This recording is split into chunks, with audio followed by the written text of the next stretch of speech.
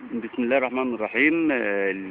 في الفيديو دوت نوريكم ازاي تركيبة القمر التركي سات على درجة 42 شرقا، اللي بيعرض المباريات الأوروبية، الدوري الأسباني والدوري الإيطالي مجانا.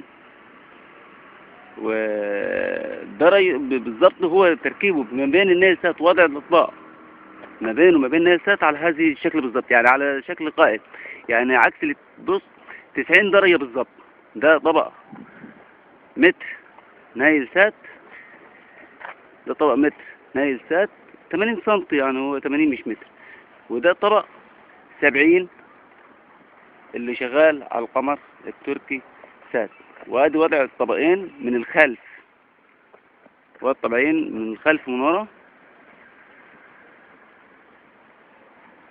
نسبة الزاوية بينهم وبين بعض 90 درجة. ده في اتجاه وده في اتجاه 90 درجة بالظبط. بيعرض مباريات الدوري الاسباني على تردد 11988، معدل الترميز 0.4 تنانات فورتيكال، القطبية فورتيكال.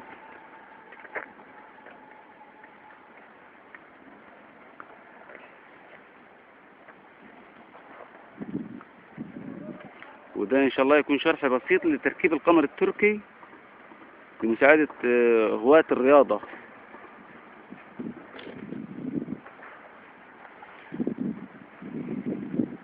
وإن شاء الله انتظروا المزيد من عالم الأقمار والرسيفر.